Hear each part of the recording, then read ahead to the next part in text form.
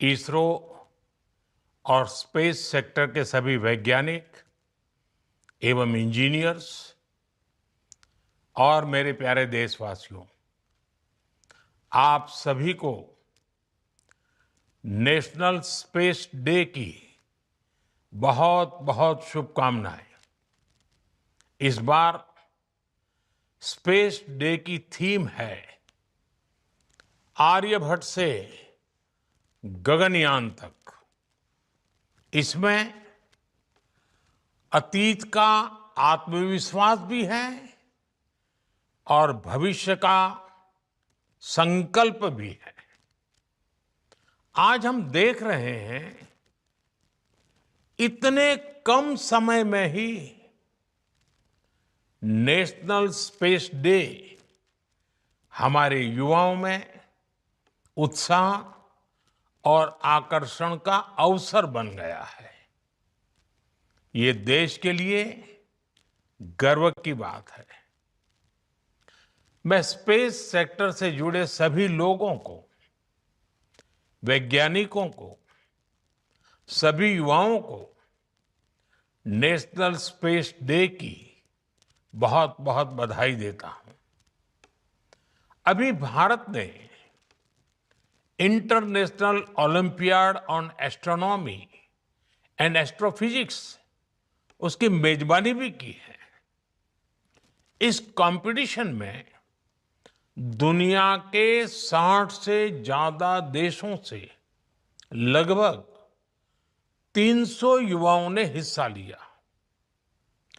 भारत के युवाओं ने मेडल भी जीते। ये ओलंपियाड स्पेस सेक्टर में भारत की उभरती लीडरशिप का प्रतीक है। साथियों, मुझे खुशी है कि युवा साथियों में स्पेस के प्रति रुचि बढ़ाने के लिए इसरो द्वारा भारतीय अंतरिक्ष हैकाथॉन और रोबोटिक्स चैलेंज जैसी पहल भी की गई है। मैं इन प्रतिस्पर्धाओं में हिस्सा लेने वाले स्टूडेंट्स और विजेताओं को बहुत बहुत बधाई देता हूं। फ्रेंड्स, स्पेस सेक्टर में एक के बाद एक नए माइलस्टोन गणना, ये भारत और भारत के वैज्ञानिकों का स्वभाव बन गया है। 2 साल पहले ही भारत पहला ऐसा देश बना था जिसने चंद्रमा के साउथ पोल पर पहुंचने का इतिहास रचा। हम स्पेस में डॉकिंग, अनडॉकिंग की क्षमता रखने वाले दुनिया के चौथे देश भी बन गए हैं। अभी 3 दिन पहले ही मेरी ग्रुप कैप्टन शुभांशु शुक्ला से मुलाकात हुई है। उन्होंने इंटरनेशनल स्पेस स्टेशन पर तिरंगा फहराकर हर भारतीय को गर्व से भर दिया। जब वो तिरंगा मुझे दिखा रहे थे, वो जो पल थी, जो अनुभूति थी, वो शब्दों से परे है। ग्रुप कैप्टन शुभांशु से हुई चर्चा में मैंने नए भारत के युवा के असीम हौसले और अनंत सपनों को देखा है। इन सपनों को आगे बढ़ाने के लिए हम भारत का एस्ट्रोनॉट पूल भी तैयार करने जा रहे हैं। मैं आज स्पेस डे पर अपने युवा साथियों को भारत के सपनों को उड़ान देने के लिए इस एस्ट्रोनॉट पूल से जुड़ने के लिए आमंत्रित करता हूं। साथियों, आज भारत सेमी क्रायोजेनिक इंजन और इलेक्ट्रिक प्रोपल्शन जैसी ब्रेक थ्रू टेक्नोलॉजी में तेजी से आगे बढ़ रहा है। जल्द ही आप सब वैज्ञानिकों की मेहनत से भारत गगनयान की उड़ान भी भरेगा और आने वाले समय में भारत अपना स्पेस स्टेशन भी बनाएगा।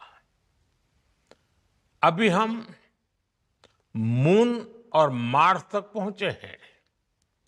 अब हमें गहरे अंतरिक्ष में उन हिस्सों में भी झोंकना है जहां मानवता के भविष्य के लिए कई जरूरी रहस्य छिपे हैं। बियॉन्ड गैलेक्सीज लाइज अवर होराइजन। साथियों, अनंत अंतरिक्ष हमें हमेशा ये एहसास दिलाता है कि वहां कोई भी पड़ाव अंतिम पड़ाव नहीं है। मैं मानता हूं स्पेस सेक्टर में पॉलिसी लेवल पर भी कहीं कोई आखिरी ठहराव नहीं होना चाहिए। और इसलिए मैंने लाल किले से कहा था, हमारा रास्ता रिफॉर्म, परफॉर्म और ट्रांसफॉर्म का रास्ता है। इसलिए बीते 11 वर्षों में देश ने स्पेस सेक्टर में एक के बाद एक लगातार बड़े रिफॉर्म्स किए हैं। एक समय था जब स्पेस जैसे फ्यूचरिस्टिक सेक्टर को देश में अनेक पाबंदियों से बांध दिया गया था। हमने इन बेड़ियों को खोला। हमने प्राइवेट सेक्टर को स्पेस टेक में परमिशन दी और आज देखिए देश में 350 से ज्यादा स्टार्टअप्स स्पेस टेक के इनोवेशन और एक्सेलरेशन का इंजन बनकर उभर रहे हैं। इस कार्यक्रम में भी उनकी बढ़ चढ़ करके उपस्थिति दिख रही है। हमारे प्राइवेट सेक्टर द्वारा बनाया गया पहला पीएसएलवी रॉकेट भी जल्द ही लॉन्च किया जाएगा। मुझे खुशी है कि भारत की पहली प्राइवेट कम्युनिकेशन सैटेलाइट भी बनाई जा रही है। पब्लिक प्राइवेट पार्टनरशिप के जरिए अर्थ ऑब्जर्वेशन सैटेलाइट कॉन्स्टलेशन भी लॉन्च करने की तैयारी है। आप कल्पना कर सकते हैं स्पेस सेक्टर में भारत के युवाओं के लिए बहुत बड़ी संख्या में अवसर बनने जा रहे हैं। साथियों, मैंने 15 अगस्त को लाल किले से ऐसे अनेक क्षेत्रों का जिक्र किया था जिसमें भारत को आत्मनिर्भर होना बहुत जरूरी है। मैंने हर सेक्टर को अपने लक्ष्य तय करने को कहा है। आज स्पेस डे के दिन मैं देश के स्पेस स्टार्टअप से कहूंगा, क्या हम स्पेस सेक्टर में अगले 5 वर्षों में 5 यूनिकॉर्न खड़े कर सकते हैं? अभी हम भारत की धरती से साल में 5-6 बड़े लॉन्च देखते हैं। मैं चाहूंगा कि प्राइवेट सेक्टर आगे आए और अगले 5 साल में हम उस स्थिति में पहुंचे कि हर साल 50 रॉकेट लॉन्च कर पाए, हर सप्ताह एक। इसके लिए देश को जिन नेक्स्ट जन रिफॉर्म की जरूरत है वो करने का सरकार का इरादा भी है और इच्छा शक्ति भी है। मैं आपको विश्वास दिलाता हूं, सरकार हर कदम पर आपके साथ खड़ी है। फ्रेंड्स, भारत स्पेस टेक्नोलॉजी को साइंटिफिक एक्सप्लोरेशन के साथ ही ईज ऑफ लिविंग का भी माध्यम मानता है। आज स्पेस टेक भारत में गवर्नेंस का भी हिस्सा बन रहा है।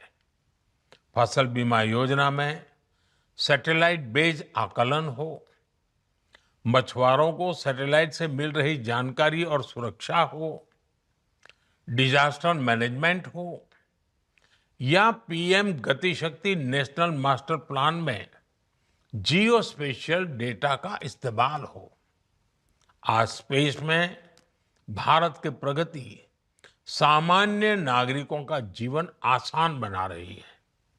इसी दिशा में केंद्र और राज्यों में स्पेस टेक का इस्तेमाल बढ़ाने के लिए कल नेशनल मीट 2.0 का आयोजन भी हुआ है। मैं चाहूंगा ऐसे प्रयास आगे भी चलते रहें। हमारे स्पेस स्टार्टअप भी नागरिकों की सेवा के लिए नए सॉल्यूशंस दे, नए इनोवेशंस करे। मुझे विश्वास है आने वाले समय में अंतरिक्ष में भारत की यात्रा नई ऊंचाइयों को छुएगी। इसी विश्वास के साथ आप सभी को एक बार फिर नेशनल स्पेस डे की बहुत बहुत बधाई। धन्यवाद।